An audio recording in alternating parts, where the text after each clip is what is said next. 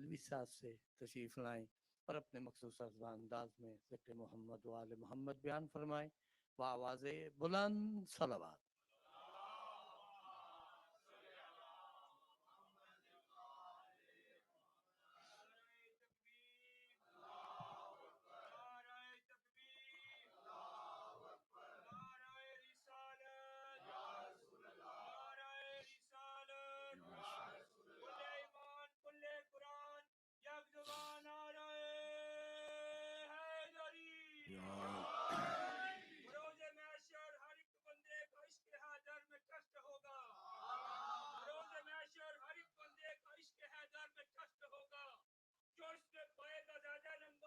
کی نظروں میں بیسٹ ہوگا منافقوں کو سزا ملے گی علی کا دشمن ارسٹ ہوگا ملنگ مولا علی کا وہاں بھی چیف گیسٹ ہوگا نعرہ حیدری بسم اللہ الرحمن الرحیم الحمد للہ الذی جعلنا من المتمسکین بولایت امیر المؤمنین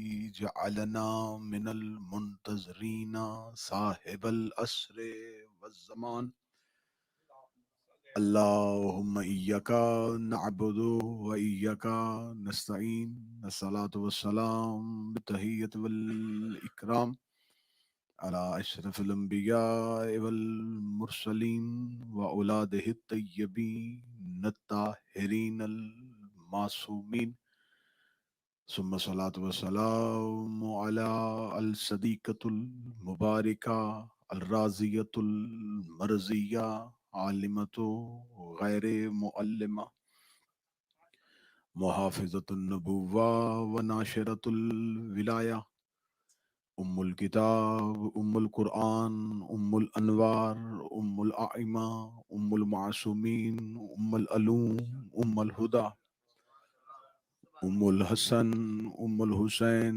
ام المحسن ام العباس و ام ابیہا السیدہ فاطمہ زہرا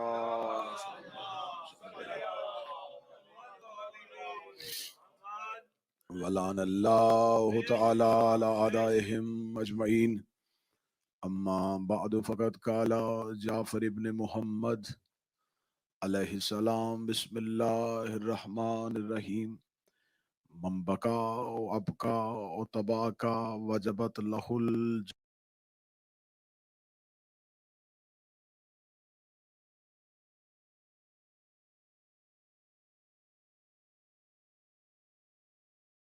تمام عزاداران مظلوم کربلا کے لیے جنہوں نے اپنے سال نو کا آغاز غم حسین سے کیا ہے. میرا مالک آپ کو یہ غم آخری سانس تک نصیب فرمائے. یہ غم، یہ تذکرہ آپ کی نسلوں کو اور پھر ان کی نسلوں کو منتقل فرمائے. اس انجمن غلامان حضرت عباس سے متعلقین جتنے بھی پہلے دن سے اس تذکرے کا آغاز کرنے والے، اس کی تاسیس میں شامل جو احباب تھے جو آج اس دنیا میں نہیں ہے، میرا مالک آج پہلی شب ہم ان کے لیے دعا گو ہیں. اس ذکر کا تمام اجر ان کی روحوں کو اصال فرما. بالخصوص جناب سہیل رضوی صاحب، شیخ حنیف صاحب، اس کے علاوہ وہ دیگر مومنین جو ہماری مجالس میں انہی محافل کا حصہ ہوا کرتے تھے، آج وہ خود کریم کربلا کی بارگاہ میں حاضر ہیں. میرا مالک ان کے درجات میں مزید اضافہ فرمائے. ان کے پسماندگان کو، ان کی بیٹیوں کو، امام حسین کی بیٹیوں کی یتیمی کا صدقہ ان کے نصیب نیک فرمائے. آج پہلے دن رات سے لے کے آخری پرسے تک آپ جتنے بھی احباب شامل رہے، میرا مالک ہمیں ہر طرح کی ریاکاری سے، نبوت و نماز سے محفوظ فرمائے. اور ہمارا پرسہ، ہمارے آنسو، ہمارا ماتم، ہمارا رونا مادر حسین اپنی بارگاہ میں قبول فرمائے۔ پوری دنیا میں جہاں جہاں امام حسین علیہ السلام کے عزادار ماتمی، علماء، خطبہ، ذاکرین، عزادار اپنے گھروں سے نکلیں گے، میرا مالک ان بارگاہوں کی، ان جلوسوں کی، ان عزاداروں کی، ان ماتمیوں کی، ان ذاکرین کی، ان خطبہ کی، ان علماء کی حفاظت فرما، وارث کے ظہور میں تعجیل فرما۔ دعاؤں کی قبولیت کے لیے ممکنہ حد تک بلند صلوات تلاوت فرمائے۔ اللہ صلی اللہ۔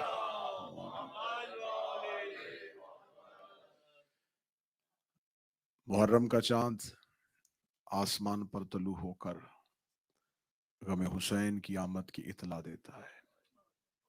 یقیناً تھوڑی دیر بعد یہ خبر آ جائے گی کہ چاند ہوا یا نہیں ہوا، لیکن ہمارے ہاں یہ احتیاط ہے کہ ہم ایک بھی لمحہ وہ ضائع نہیں کرتے کہ کہیں غم حسین ہم سے دور رہ سکے۔ تو آج کی شب کو بھی اگر چاند ہو یا نہ ہو، ہم غم حسین سے، حسین کے رونے سے اس کی ابتدا کرتے ہیں۔ اگر یہ گزشتہ سال کی آخری شب ہے تو پھر بھی غم حسین کے نام، اگر یہ آنے والے سال کی پہلی شب ہے تو پھر بھی حسین کے نام، کیونکہ آج کی مجلس کا تعلق مظلومیت کے ساتھ ہوتا ہے۔ انشاءاللہ عشرہ محرم کی مجالس کو موضوع کے ساتھ کل سے آپ کی سماعتوں کو ہدیہ کریں گے۔ میرے مولا امام صادق علیہ السلام، اللہم صلی علی محمد و علی محمد، میرے مولا فرماتے ہیں من بکا و ابکا و تباکا وجبت لہ الجنہ، جو حسین میرے جد کو روئے، رلائے، رونے والی شکل بنائے، اس پر میں محمد کا بیٹا کہتا ہوں جنت واجب ہے۔ غم حسین کی ہلکا سا اجر امام صادق نے بتایا کہ جو حسین کو روئے، میں صادق العطرت یہ وعدہ کرتا ہوں کہ جنت کی وعدہ نہیں، واجب ہے اس کے ساتھ۔ میرے مولا سے پوچھا گیا، میرے مالک، کائنات میں اللہ نے مذہب اسلام کی جتنی عبادات رکھی ہیں، وہ نماز ہو، وہ روزہ ہو، وہ زکوٰۃ ہو، وہ حج ہو، کسی عبادت کا یہ اجر نہیں جو حسین کو رونے کا اجر ہے۔ نماز پہلے پڑھی جاتی ہے، خدا کہتا قیامت والے دن دیکھوں گا قبول کرنی ہے یا نہیں کرنی۔ روزہ زندگی میں رکھواتا ہے، فیصلہ قیامت والے دن کرے گا۔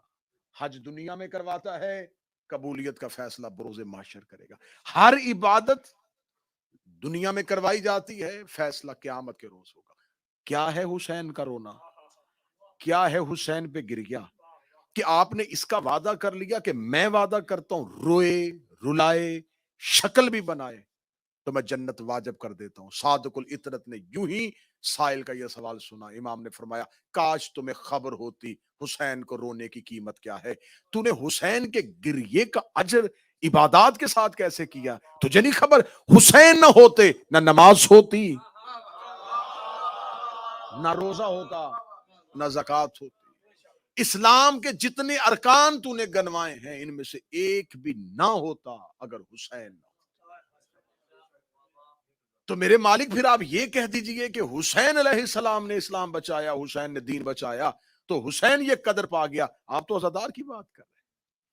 اب میں آج کی پہلی شب میں آپ کو آپ کے آنسو کی قیمت بتانے لگا ہوں صادق العطرت کی زبان سے۔ اس نے کہا آپ نے کہا ہے کہ غم حسین، آپ نے یہ تو نہیں کہا کہ حسین کی قربانی نماز سے افضل، حسین کی قربانی روزے سے افضل، آپ نے کہا حسین کو رونے والے پہ جنت واجب، تو ایک عام عزادار کو جنت صرف آنسو پہ کیوں دے رہا ہے؟ فرمایا پورے اسلام میں کچھ بھی نہ ہوتا اگر حسین نہ ہوتے، اور اگر عزادار کی آنکھ میں آنسو نہ ہوتا تو کربلا کی تشہیر نہ ہوتی۔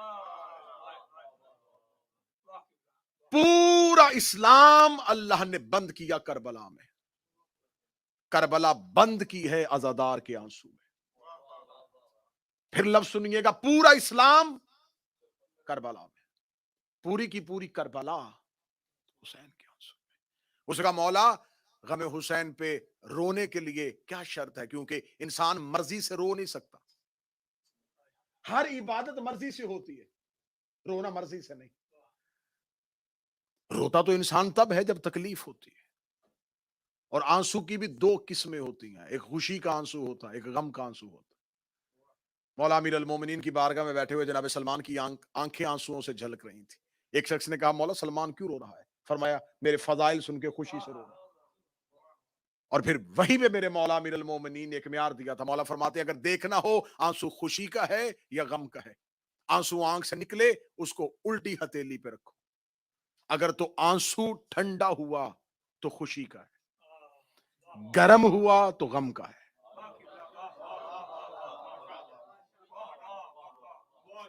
آنکھ سے نکلتے ہوئے آنسو کی ایسی وضاحت عین اللہ ہی کر سکتا ہے۔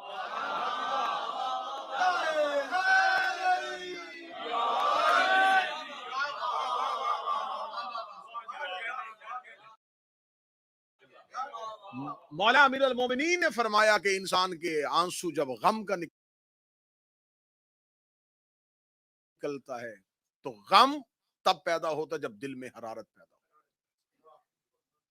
دل حرارت پیدا کرتا ہے، دل کو تکلیف ہوتی ہے، جو ہی دل کو تکلیف ہوتی ہے تو خون میں حرارت آتی ہے، خون میں جب حرارت آتی ہے تو وہ خون انسان کی آنکھوں تک آتا ہے۔ مولا فرماتے ہیں کہ اللہ نے اس آنکھ کے پردے کے پیچھے ایک اتنی باریک جھلی رکھی ہے جو اس آنکھ کو پردے سے باہر نہیں آنے دیتی، اس خون کو آنسو کی صورت میں، ایک پانی کی صورت میں انسان کی آنکھ سے نکالتی ہے۔ مولا فرماتے ہیں یہ خون کی حرارت ہوتی ہے۔ اب حرارت سمجھ لی ہے تو اب اگلا فرمان سن لینا۔ میرے مولا فرماتے ہیں غم حسین مومن کے دل میں حرارت پیدا کرتا ہے۔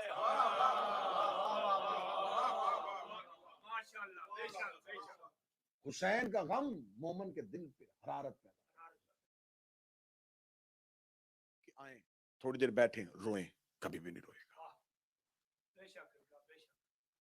آپ کسی کو پوری رات کربلا سنائیں مرضی سے رو نہیں سکتا۔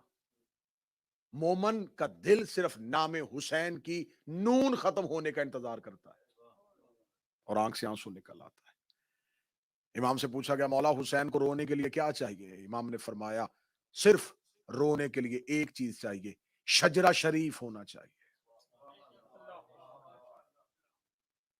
تاکہ تمہیں حسین کی غربت کا اندازہ ہو سکے۔ میرے مالک یہ کون روتے ہیں؟ فرمایا علی کے شیعہ۔ مولا یہ علی کے شیعہ کیسا بنتا ہے؟ فرمایا علی کا شیعہ مرضی سے نہیں بنتا، اللہ بنا چکا ہے۔ آج کی ابتدائی مجلس ہے تو میں اس لیے تمہیدی چند کلمات ادا کر رہا ہوں، ورنہ علماء قدیم میں ہمارے مقدمین میں یہ طریقہ کار ہوتا تھا کہ وہ شب کی مجلس، چاند کی مجلس صرف غم کی پڑھتے تھے تاکہ غم سے ابتدا ہو سکے۔ تو میں اس لیے فضائل کو اسی انداز میں پڑھ رہا ہوں کہ آنکھیں بہتی بھی رہیں اور فضائل بھی ہوتے رہیں۔ مولا حسین کو کون روئے گا؟ متوجہ ہے صاحب؟ مولا حسین کو کون روئے گا؟ فرمایا علی کا شیعہ۔ مولا علی کا شیعہ کسے کہتے ہیں؟ علی کا گروہ جو علی کا ساتھ ہے۔ فرمایا نہیں۔ مولا شیعہ کیسے بنتا ہے؟ امام فرمایا بنتا نہیں، اللہ بنا چکا ہے۔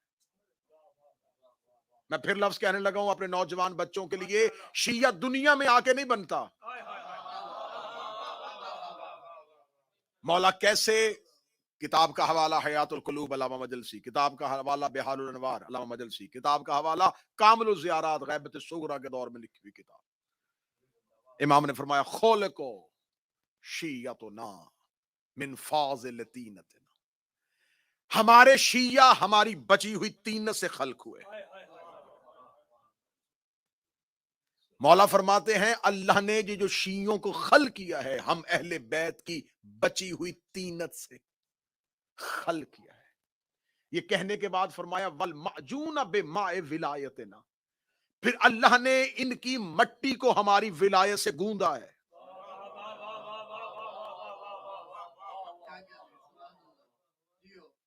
ان کو خلق کیا تھا ہماری بچی ہوئی طینت سے، ان کی مٹی کو گوندا ہے ہماری ولایت کے پانی سے۔ گوندنے کا، جب بھی آپ گوندنے کی بات کریں گے تو پہلا ذہن میں آئے گا کہ آٹا گوندا جاتا ہے۔ آٹا ایک علیحدہ شکل میں ہوتا ہے، اس میں پانی ملایا جاتا ہے، پانی ملانے کے بعد اس کو آپس میں گوند دیا جاتا ہے۔ گوندنے کے بعد اگر کوئی کہے اس میں آٹا علیحدہ کرو پانی علیحدہ کرو. ابتدائی مجلس ہے, تھوڑا بولیے گا. آٹا علیحدہ کرو, پانی علیحدہ کرو. کوئی کہے گا ناممکن ہے. اب چاہے کوئی بھی سائنس اور ٹیکنالوجی آ جائے, اس کو علیحدہ نہیں کر سکتی, کیونکہ اس کو آپس میں گوندھ دیا گیا ہے. معصوم فرماتے ہم نے اپنے شیعوں کی خلقت میں اپنی ولایت کا پانی شامل کیا ہے. یہ کر سکتے ہیں, علی اور ولی اللہ نہیں چھوڑ سکتے.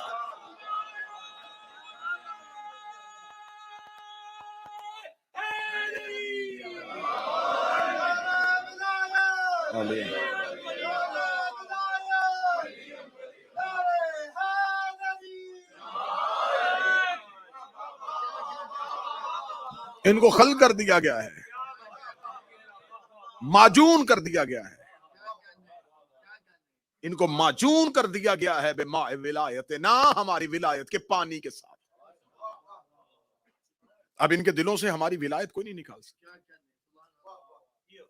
یہ ہمارے اس ولایت کے پانی کی وجہ سے علی کی محبت نہیں چھوڑتے. مولا یہ حسین کی محبت میں کیوں روتے؟ فرمایا کربلا کی مٹی ان کے خمیر میں ڈال دی گئی. خاک کربلا کا تعلق فقط اس زمین سے نہیں ہے. کربلا حسین کے لیے عرش سے اتاری گئی تھی. خاک کربلا ان کی مٹی میں شامل کر دی گئی ہے. کربلا کی مٹی مومن کے خمیر میں شامل ہے. میں لفظ بار بار کہوں گا تاکہ دلیل جب دوں گا تو آپ کا ذہن گواہی دے سکے. کربلا کی خاک عزادار کے خمیر میں شامل ہے. اور آج بھی معجزہ ہے کہ کربلا کی خاک جہاں بھی ہوتی ہے 10 محرم کو سرخ ہو جاتی ہے.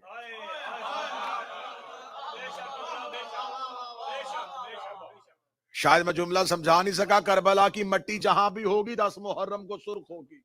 اب 10 محرم کو ہماری زنجیر پہ اعتراض نہ کرنا, ہمارے خون کے پرسے پہ اعتراض نہ. اور یہ بات بھی میں کہوں کہ صرف مجلس حسین میں آنا عبادت نہیں. بعض احباب یہ سمجھتے کیونکہ جدید دور ہے نا, بندے کہتے ہیں مجلس میں چلے گئے تو بس عبادت ہو گئی. میں پھر امام صادق کا فرمان پڑھنے لگا. میرے مولا نے کہا صرف مجلس حسین میں نہ بیٹھا کرو, حسین کا ماتم بھی کیا کرو. اب امام کا فرمان پڑھنے لگا ہوں, فرمان معصوم پڑھنے لگا ہوں, اور کتنا خوبصورت امام نے تمثیل دی ہے. مولا فرماتے ہیں مجلس حسین کے بعد ماتم ایسے ہی ہے جیسے نماز کے بعد زہرا کی تسبیح.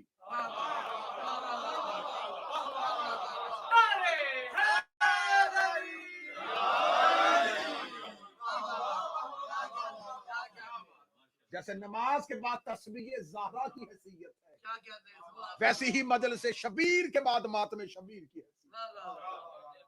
اور تسبیح فاطمہ میں بتا دیتا ہوں, ایک شخص نے آگے مولا سے پوچھا تھا, مولا ہم نماز پڑھتے ہیں خیالات بڑے آتے ہیں, اللہ قبول کر لیتا ہے. فرمایا پہلو بدلنے سے پہلے زہرا کی تسبیح پڑھ لیا کرو.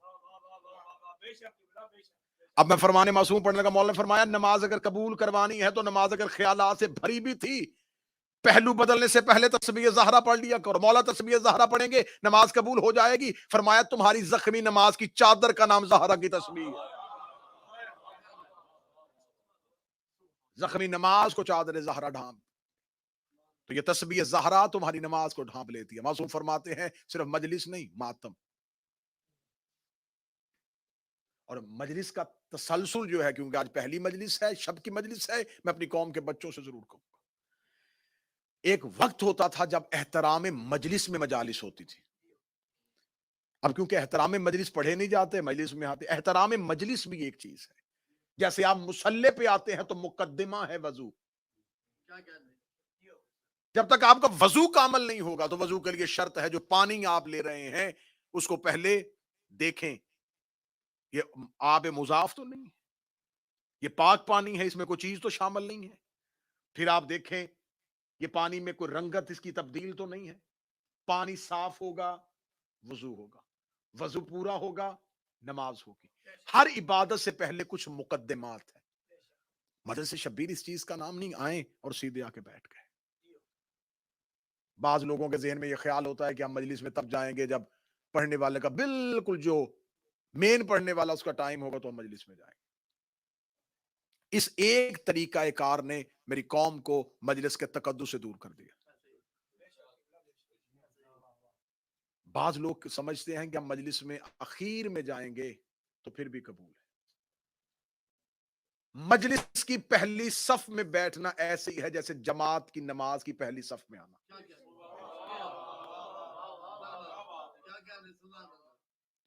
جیسے پہلی جماعت کی صف کی نمازی کی حیثیت ہوتی ہے، پہلی مجلس شبیر میں پہلے آنے والے کی حیثیت ہوتی ہے. پہلے آنا مجلس حسین میں اس لیے ضروری ہے کہ جو سب سے پہلے آتی ہے وہ مادر حسین ہے. جو چاہتا ہے کہ مادر حسین کی دعا جلدی لے تو وہ مجلس حسین میں پہلے آئے. مجلس میں سب سے بعد میں نکلنا یہ بھی میرے آئمہ کی سنت ہے. پہلے آنا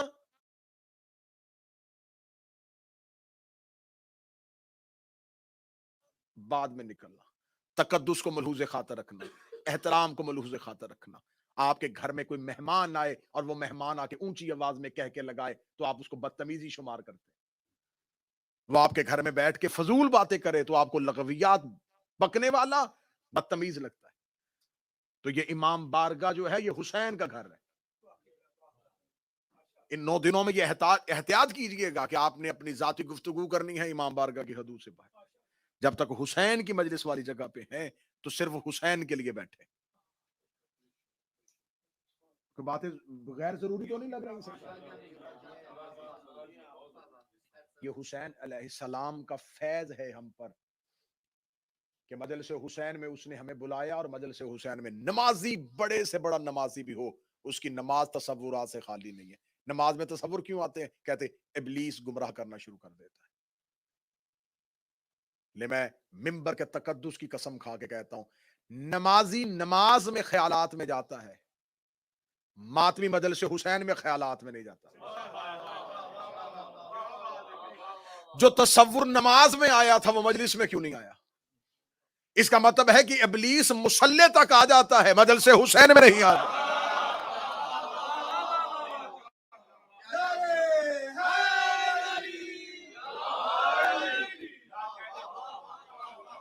وہ مصلی تک پہنچ گیا، اس کی رسائی نمازی کے مصلی تک ہے، حسین کی مجلس میں. مجلس حسین حصار ہے عباس کا. چلے میں جملہ آ گیا کیونکہ علم کشائی کی مجلس ہے، تو انشاءاللہ جب مجالس میں ہوں گی تو پھر حضرت عباس کے تذکرے میں تفصیلی حضرت عباس کا تذکرہ کروں گا. میرے مولا سرکار باب الحوائج ابو الفضل العباس شب عاشور 9 لاکھ نے سوچا کہ ہم حسین پہ رات کو حملہ کر دیں. شب عاشور فوجی اشقیاء سے یہ بات آئی کہ ہم حسین پہ رات کی تاریکی پہ حملہ کر دیں. خیام حسینی سے اکیلے عباس چلے. حضرت عباس گئے اور حضرت عباس نے جا کے اس سے پہلے 7 محرم فوجی اشقیاء کا دعویٰ تھا کہ ہم حسین کے خیام پہ حملہ کریں گے. 7 محرم کا عباس پڑھوں پھر شب عاشور کا عباس سن لینا. حضرت عباس جب پہنچے تو فرات کے گھاٹ پہ، کتابیں کہتی ہے فرات کے گھاٹ پہ اس وقت 30,000 یزیدی لشکر جو تھا وہ فرات کی گھاٹ پہ قبضہ کر گیا. حضرت عباس اکیلے آئے، 30,000 نے فرات کا گھاٹ قبضہ کیا اور ارادہ کیا تھا حسین پر حملہ کرنا. حضرت باب الحوائج ابو الفضل العباس آئے اور اپنے گھوڑے سے اپنے نیزے کو زمین پہ رکھا، اپنے نیزے کی انی کے ساتھ کربلا کی ریتی پہ خط کھینچا. خط کھینچ کے عباس کہنے لگے حسین تک جانا تو بہت دور کی بات ہے، ہمت ہے تو اس خط کو پار کر کے دکھا. تم میں جرت ہے تو اس لکیر کو پار کرو، تم میں ہمت ہے تو اس خط کو جو میں نے کھینچا ہے اس کو پار کر کے دکھاؤ. ہمت ہے تو اس لکیر کو پار کرو، ہمت ہے تو اس لکیر کو پار کرو. معصوم سے پوچھا گیا تھا، عباس نے وہاں پر ایک خط کھینچا تھا، وہ خط ختم ہو گیا؟ فرمایا عباس کا کھینچا ہوا خط کبھی بھی ختم نہیں ہوتا، عباس کی کھینچی ہوئی لکیر آج بھی ہے. فرمایا وہ لکیر کہاں ہے؟ فرمایا مجلس حسین کے باہر عباس کا کھینچا ہوا خط ہے. دشمن آنا بھی چاہے تو نہیں آ سکتا. اب منتیں نہ کیا کرو کہ ماتم میں آ جاؤ، مجلس میں آ جاؤ. جسے عباس روک لے اسے کوئی نہیں بلا سکتا.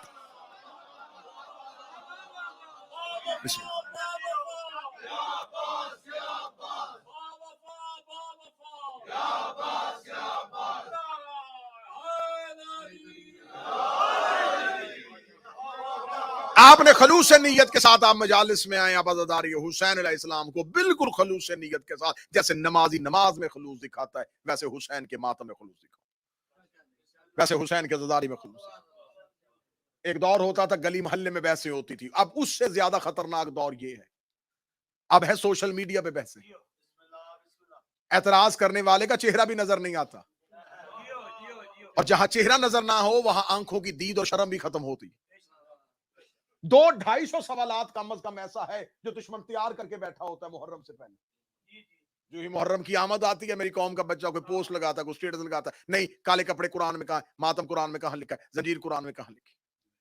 میں اپنی قوم کے بچوں کو آج ہی جواب دے دیتا ہوں، جو یہ پوچھے نا قرآن میں کہاں لکھا ہے، اس سے پوچھو کہ کیا آپ سب کچھ وہی کرتے ہیں جو قرآن میں لکھا ہے؟ اگر آپ سب کچھ وہی کرتے ہیں جو قرآن میں لکھا ہے تو آپ بتائیں مذہب جعفریہ کے علاوہ 4 آئمہ ہیں، ان چاروں کے نام قرآن میں کہاں ہیں؟ ان چاروں کی فقہ قرآن میں کہاں ہے؟ 57 اسلامی ملک ہیں، ان کے نام قرآن میں کہاں ہے؟ ان کے اندر جو قانون پاس ہے وہ آئین کہاں ہے؟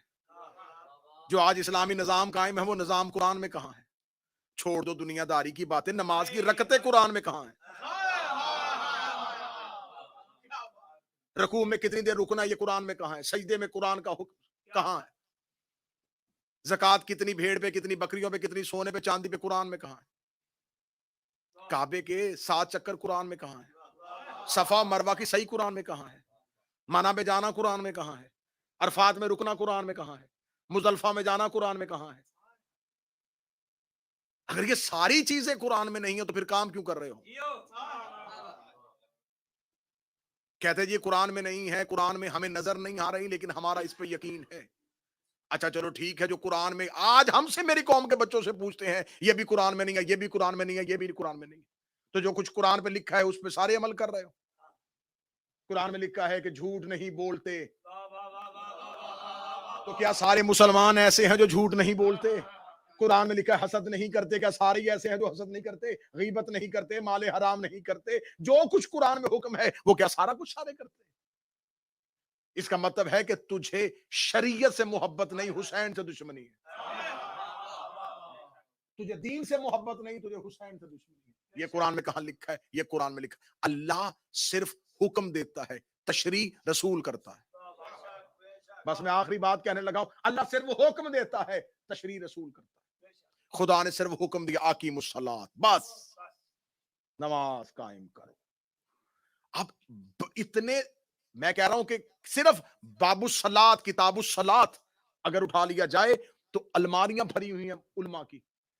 خدا نے صرف اتنا کہا ہے کہ نماز پڑھو، آگے مولویوں کی بحثیں کتنی پڑھنی ہے، نماز اجارہ کون سی ہے، نماز عہد کون سی ہے، نماز میت کون سی ہے، غصبی جگہ پہ کیا ہوتی ہے، ڈوبتے ہوئے کیسے نماز ہوگی، اشارے سے نماز کیسے ہوتی ہے، اندھے کی کیسے ہوگی، گونگے کی کیسے ہوگی، مسافر کی کیسے ہوگی، قصر کون سی ہوتی ہے، قضا کون سی ہوتی ہے، یہ تو پورا کا پورا باب کھول دیا ہے۔ قرآن میں تو کہیں نہیں تھا، قرآن نے صرف حکم دیا تھا قائم کرو، اور آگے جتنی اتنی رکھتے، جمعہ میں یہ، فجر میں یہ، مغرب میں یہ، مسافر کی یہ، قصر یہ، قضا یہ۔ خدا نے کہا آتو زکات، زکات دو، پورا باب ہے، اتنی اتنی اتنی دینی۔ خدا نے کہا حج کرو، پورے کا پورا باب ہے۔ خدا نے کہا جہاد کرو، پورے کا پورا باب ہے۔ جب ہم نے علماء سے پوچھا، جب خدا نے اتنی تفصیل بتائی نہیں ہے تم کرتے کیوں ہو؟ کہتے ہیں خدا صرف حکم دیتا ہے، تشریع رسول کرتا ہے۔ خدا حکم دیتا ہے، تشریع رسول کرتا ہے۔ خدا حکم دیتا ہے، تشریع رسول کرتا ہے۔ خدا نے صرف حکم دیا تھا قربا سے مودت کرو، رسول نے حسین کو چوم کے تشریع کر دی تھی۔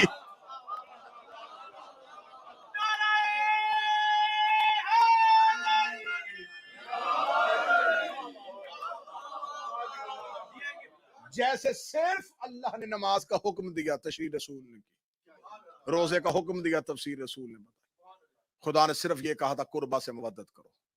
حسین کو کاندھوں پہ اٹھا کے، سینے سے لگا کے، منبر پہ زانوں پہ بٹھا کے، سجدے میں پشت پہ لا کے، چوم کے، احترام کر کے رسول نے تشریع بتا دی۔ اب یہ اعتراض کرنا کہ یہ قرآن میں کہاں ہے، یہ قرآن میں کہاں ہے، یہ قرآن میں کہاں ہے، جو قرآن میں نظر آ رہا ہے اسے مسلمان مان نہیں رہے، جو چھپا ہوا ہے اسے ڈھونڈ رہے۔ میں پھر جملہ کہوں گا، شاید آپ بے نیازی میں جملہ کھا گئے، میں پھر جملہ کہنے لگا ہوں. جو نظر آ رہا ہے قرآن میں مسلمان مان نہیں رہے، جو چھپا ہوا ہے اسے ڈھونڈ رہے ہیں. جو نظر آ رہا ہے اسے مان نہیں رہے، جو چھپا ہوا ہے اسے ڈھونڈ رہے ہیں. جو نظر آ رہا ہے اسے مان نہیں رہے، جو چھپا ہوا ہے اسے ڈھونڈ نہیں رہے. ابھی میرا خیال ہے 4 لوگوں کو سمجھ آئی، باقی بندے چپ ہیں. جو قرآن میں نظر آ رہا ہے اسے مان نہیں رہے، جو چھپا ہوا ہے اسے ڈھونڈ رہے ہیں. جو غدیر میں نظر آ رہا تھا اسے مان نہیں رہے تھے، جو غیبت میں ہے اسے ڈھونڈ رہے ہیں.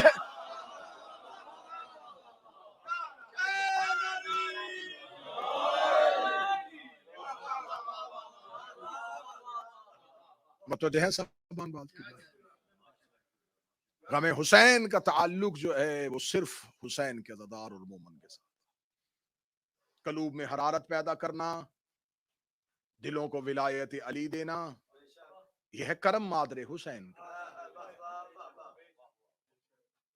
محرم اس کرم کا اظہار ہے. میں پھر جملہ اچھا کر کے کہنے لگا ہوں، اس سے بہتر جملہ میرے کوزہ معرفت نہیں ہے. محرم ہماری خلقت کے مقصد کا اظہار ہے. مولا حسین عزت عطا فرمائے. ہم محرم میں زمانے کو بتاتے ہیں کہ ہم کیوں ہیں.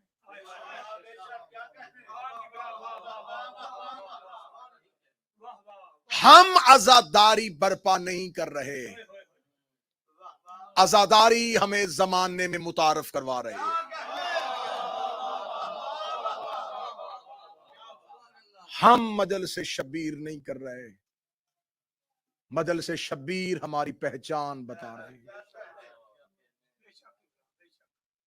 ہم حسینیت کو قائم نہیں کیے ہوئے، حسینیت ہمیں بچائے ہوئے.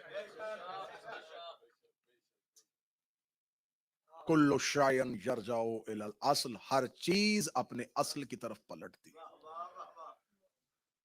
یہ قانون ہے، یہ لا ہے کہ ہر چیز اپنے اصل کی طرف پلٹے گی. آپ مٹی کا ڈھیلا اٹھائیں، ہوا میں اڑائیں، وہ نیچے آئے گا، کیونکہ اس کا مرکز نیچے ہے. آپ ماچس کی تیلی جلائیں، شعلہ اوپر جائے گا، کیونکہ قرہ نار اوپر ہے. جو چیز جس مرکز سے ہو اس کی طرف پلٹتی ہے. مومن مرضی سے مجلس میں نہیں آتا،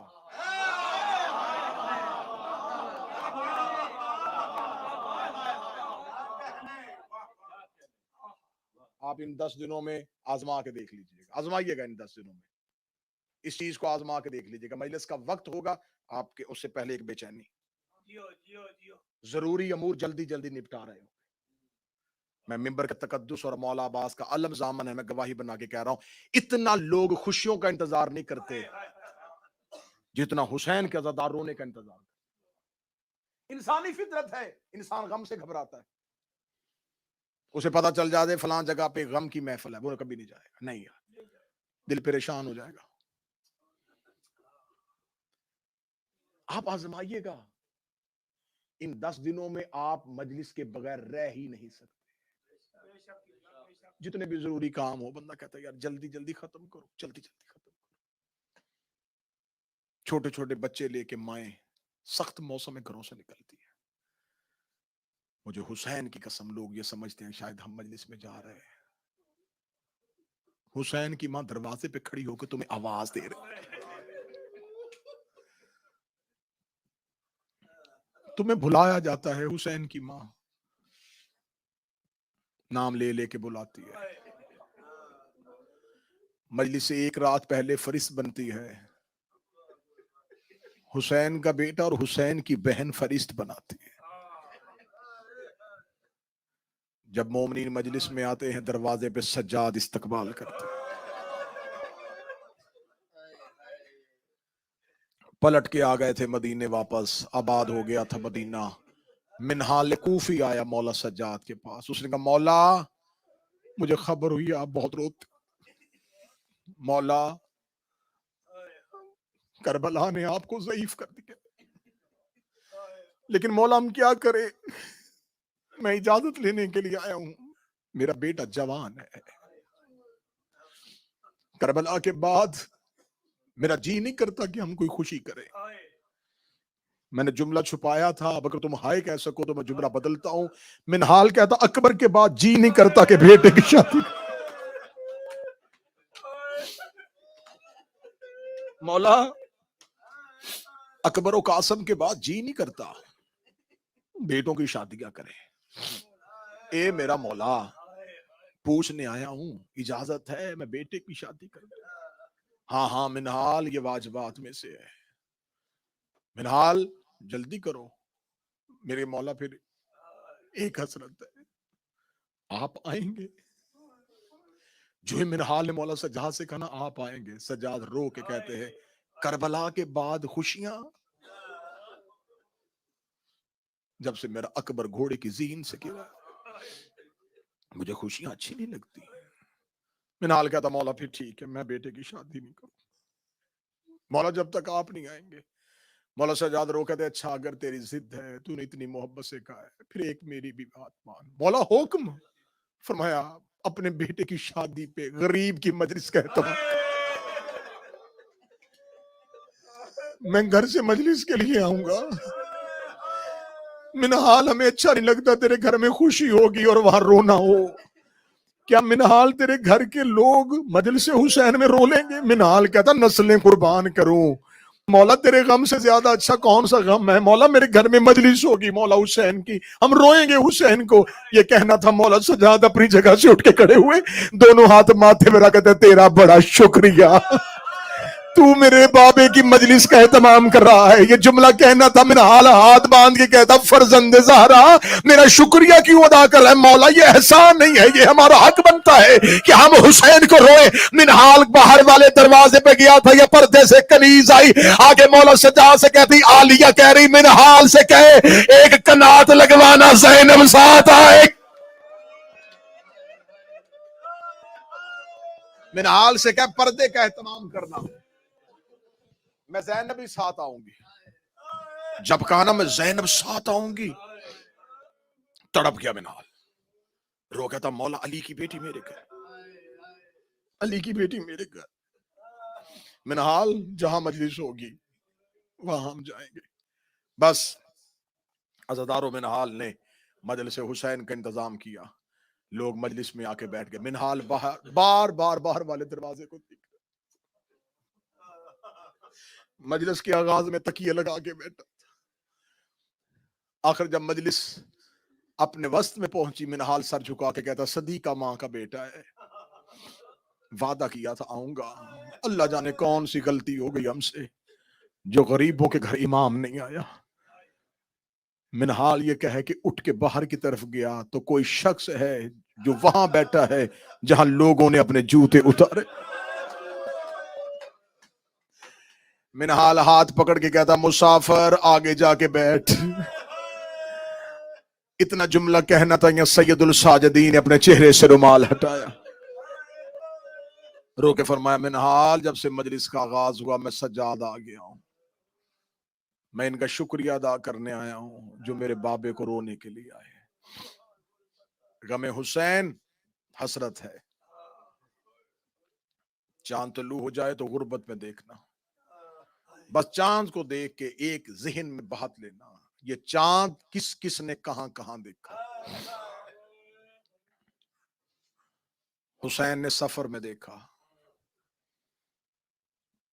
زینب نے محمل میں دیکھا، اصغر نے ماں کی گود میں دیکھا، اکبر نے گھوڑے کی زین پہ دیکھا، عباس نے ریت پہ گر کے دیکھا، صغرا نے مدینے میں دیکھا. جو ہی آسمان پہ محرم کا چاند دیکھا میرے مولا حسین سفر میں تھے. جو ہی محرم کا چاند آسمان پہ آیا، آج چاند ڈھونڈنا مشکل ہے، اس دور میں ریگستان صحراؤں کا سفر، دور سے چاند کی حسین کی نظر پڑی. میرے مولا نے اپنی سواری چھوڑی، سواری کو وہیں پہ چھوڑ کے حسین نے سر سے امامہ اتارا. حسین چاند کی طرف دیکھ کے اپنے گریبان کو کھولتے ہوئے کہہ رہے تھے انا للہ و انا الیہ راجعون، انا للہ و انا الیہ راجعون. इन्ना लिल्लाहि व इन्ना इलैहि राजिऊन पढ़ते हुए 7 बार हुसैन ने इन्ना लिल्लाह पढ़ा। 7 कदम चला था रसूल का बेटा, या अली की बेटी की आवाज आई, अम्मा फिजा जल्दी कर अब्बास को बुला। बीबी फिजा ने आवाज दी, अब्बास आकाजादी बुला रही है। अब्बास जल्दी से बीबी के महमल के करीब आए। जी शहजादी, रोके कहती अब्बास पता कर मेरा हुसैन कहाँ है, मेरा जी घबरा रहा है। फरमाया बीबी क्यों हुसैन को ढूंढ रही है, मौला हुसैन अभी घोड़े की जीन से उतर के गए हैं। बीबी रो के कहती है अल्लाह जाने थोड़ी देर से मेरे कान में मेरी माँ के रोने की आवाज आ रही है, थोड़ी देर गुजरी है मेरी माँ के रोने की आवाज आ रही है, मेरे हुसैन को बुलाओ। अब्बास रोते हुए वहां गए जहां करीम में करबला था। मौला आलिया ने तुझे बुलाया है। हुसैन उल्टे कदमों से चले, महमल के करीब आकर बोल अली की बेटी क्यों बुलाया है। रो के फरमाया हुसैन अपना सर मेरे महमल के अंदर ला। हुसैन का सर महमल के अंदर आया। अली की बेटी ने हुसैन के गले में बाहें डाली, माथा चूम के कभी सच बता रोया क्यों था, सच बता रोया क्यों था। हुसैन रो के कहते ज़ैनब मुहर्रम का चांद तलू हो गया है। रो के कहती जब से ये चांद तलू हुआ है बार बार मेरी चादर सर से उतर रही। हुसैन कहीं ये तेरे उजड़ने का चांद तो नहीं। रो के फरमाया हाँ आलिया, यही मेरी शहादत का चांद है। अब अगली सतर सुनना, जो बहनों के भाई बैठे हो। बीबी ने कहा कौन सा चांद है, फरमाया मुहर्रम का। हुसैन ये वही चांद है जिसकी नाना ने खबर दी थी। आलिया ये वही चांद है, ये वही चांद है जिसकी बाबे ने खबर दी थी। आलिया ये वही चांद है। भाई हॉस्पिटल में बीमार हो ना तो कोई बहन को कह दे कि अब इसकी जिंदगी के दिन खत्म होने वाले हैं, उस बहन से लम्हा नहीं गुजरता। अगली सतर हाय कह के सुनना। जब आलिया को यकीन हो गया ये वही चांद है, रो कहती हुसैन बता कितनी रातें रह गई। हुसैन रो के कहते 9 रातों का मेहमान है तेरा भाई। तड़प गई मुस्तफा की बेटियां, रो के कहती है हुसैन थोड़ी रातें रह गई है। हुसैन अब मेरी मिन्नत है, हुसैन मेरे महमल से दूर न जाना। हुसैन मैं बार बार तेरा चेहरा देखूं, हुसैन मेरा तेरे बगैर अब जी नहीं लगेगा। हुसैन मैं बार बार तेरा चेहरा देखूं। मदीने के लोग कहते हम मुहर्रम का चांद आसमान पे नहीं देखते थे, जाफर सादक के घर से रोने की इतनी आवाजें आती थी, हमें यकीन हो जाता था कि मुहर्रम का चांद तलू हो गया है। एक शख्स यमन का रहने वाला मदीने में चादरों का कारोबार करता था। वो कहता कि मैंने खुद देखा कि अल्लाह जाने कोई एक ऐसी रात आई है, मैंने मदीने की गलियों में भगदड़ मची हुई देखी, लोग तेज कदमों से दौड़ते हुए जा रहे थे। मैंने एक बंदे का हाथ पकड़ के पूछा कहाँ जा रहे हो, क्या लगा देख नहीं रहा कौन सा चांद तलू हो गया है, हम जाफर सादक को उसके बाबे का पुरसा देने जा रहे हैं। वो कहता मेरा पहला साल था मदीने में, मैं भी उस काफिले में उसके साथ चल पड़ा, मैं भी उस रश में उनके साथ चल पड़ा। मेरे जहन में रस्ते में ख्याल था मदीने में जाफर सादक की हवेली होगी, इमाम अपनी हवेली पे अपने मसजिद में बैठे होंगे, हम मैं जाके उनको उनके बाबा का पुरसा दूंगा। वो कहता जब मैं मौला जाफर सादक के दरवाजे पहुंचा, मैं काश वो मंजर अपनी आंखों से न देखता। मैंने देखा कि लोगों का हल्का बता हुआ है, मैं उस हल्के में से इमाम को ढूंढ रहा था। जो ही मैं इमाम को तलाश करते करते मेरी नजर पड़ी, उन लोगों के हल्के में कोई एक शख्स है जो जमीन पे ऐसे तड़प रहा है जैसे मछली बगैर पानी के तड़पती है। उसके सर पे अमामा कोई नहीं है, वो एड़ियां रगड़ रहा है। मैंने शख्स से पूछा ये कौन है, आवाज है यही तो जाफर सादिक है। जाफर सादिक का नाम आना था। कदमों में बैठकर मौला तू इतना बेचैन होकर क्यों रो रहा है। फरमाया यहया वो चांद तलू हो गया है जिसने मेरा घर उजाड़ दिया। यहया वो चांद तलू हो गया है जिसने हमारा घर उजाड़। आप आइमा की सीरत उठा के देखें, आपकी आइमा मुहर्रम मनाते कैसे थे। मेरे 9वें इमाम ने अपने 10वें इमाम बेटे को वसीयत में कहा था मना में पैसे दे के अजादारी का एहतमाम करवाना। कोई रोने वाला ना मिले, कोई गुलाम इकट्ठे कर लेना, उनको उजरत दे के कहना हुसैन को रो। ये मेरे 9वें इमाम की वसीयत है। 10वें इमाम से कहा मना में हज के दिनों में अगर कोई शिया ना मिले, हबशी गुलाम बुला लेना, उन्हें पैसे दे के कहना हाय हुसैन कह के रोए। हज में मेरे बाबे की गुर्बत छुपने ना देना। 7واں شہنشاہ بغداد کے قید خانے میں محرم کی 10 راتیں زنجیروں سر پہ مار کے روتا تھا. میرے 8واں شہنشاہ خراسان کا والی محرم کا چاند طلوع ہوا. میرے 8ویں مولانا کا کوئی دیبل کو بلاؤ. ایک شخص دوڑا ہوا, دیبل تجھے امام رضا نے بلایا. دیبل تیز قدموں سے چلا, جو ہی امام کے دروازے پہنچا, کتاب میں نہ ہو میں زہرا کا مجرم, جو ہی دیبل دروازے پہ امام رضا اپنی جگہ سے اٹھے, دروازے کی طرف تیز قدموں سے دوڑے. دیبل کے گلے میں باہیں ڈال کے کہتے, میری دادی زہرا کے مددگار, اے میری ماں فاطمہ زہرا کے مددگار, تجھ پہ میرا سلام, یا ناصر امنا, اے میری دادی زہرا کے مددگار تجھ پہ میرا سلام. دیبل تڑپ گیا. دیبل تو نے کوئی میری جد کا مرثیہ لکھا ہے؟ دیبل کہتا, رات ہی نیا مرثیہ لکھا ہے. امام کہتے, جلدی سنا, میں حسین کو رونا چاہتا ہوں. دیبل ممبر پہ آیا. دیبل ممبر کے قریب کھڑا ہو کے مرثیہ پڑھنے لگا. امام کی آواز, رک, ممبر پہ بیٹھ. دیبل تڑپ کے کہتا, آپ کہاں بیٹھے؟ پہلی رات ہے, ہائے حسین کہہ کے رو لینا. مولا آپ کہاں بیٹھیں گے؟ فرمایا میں تیرے سامنے زمین پہ بیٹھتا ہوں. دیبل کہتا, میری جرت ہے زہرا کا بیٹا زمین پہ بیٹھے, میں ممبر پہ بیٹھ جاؤں؟ امام نے فرمایا, میں حکم دیتا ہوں, تو ذاکر حسین بن, میں عزادار حسین بنتا ہوں. تو تھوڑی دیر ذاکر شبیر بن, مجھے حسین کا عزادار بننے دے. دیبل کہتا, حکم امام تھا, مجھ پہ واجب ہو گیا, میں ممبر پہ آیا. دیبل نے وہ مرثیہ پڑھا جو آج بھی عربوں میں مشہور ہے, مشہور ترین دیبل کا مرثیہ, مشہور ترین مرثیہ, اے زہرا تیرا چمن اجڑ گیا. اسی مرثیے کو حماد اہل بیت شہید محسن نقوی نے اپنے منظوم کلام میں لکھا تھا, زہرا تیری کلیوں کا صحرا میں بکھر جانا. دیبل نے ممبر پہ آ کے کہا, اے فاطمہ زہرا تیرا بھرا چمن اجڑ گیا, اے سیدہ تیرے گلستان کو نظر لگ گئی, اے بی بی تیرے پھول اور تیری کلیاں بکھر گئیں. یہ کہہ کے دیبل نے اگلا شعر پڑھا, بی بی میرا سلام تیرے بیٹے حسن کو جسے تیروں کا کفن پہنایا گیا, بی بی میرا سلام تیرے بیٹے حسین پہ جس کی لاش کو گھوڑوں کے سموں سے پامال کیا گیا, بی بی میرا سلام تیرے بیٹے سجاد پہ جسے ماں کے ساتھ قید کر کے بازاروں میں پھرایا گیا, بی میرا سلام تیرے بیٹے باکر پہ جسے کم سنی میں قید کیا گیا, بی میرا سلام تیرے بیٹے جعفر صادق پہ جس مدینے میں غربت کی زہر دے کے مارا گیا, بھی میرا سلام تیرے بیٹے موسی کاظم پہ جسے بغداد کے قید خانے میں قیدی کیا گیا. یہ مرثیہ ختم کر کے دیبل روتا ہوا ممبر سے نیچے اترا. امام رضا نے اپنی ہاتھ سے ایک شعر لکھا, شعر لکھے گا, دیبل اپنے مرثیے میں آج سے شعر کا اضافہ کر دے. دیبل ممبر پہ آیا, دیبل نے شعر پڑھا, بھی میرا سلام تیرے اس بیٹے پہ جو تو اس میں غربت کی حالت میں دفن ہو جائے گا. یہ جملہ پڑھنے کے بعد دیبل رو کہتا, مولا مجھے تو نہیں پتا فاطمہ کا کوئی بیٹا تو اس میں بھی دفن ہے.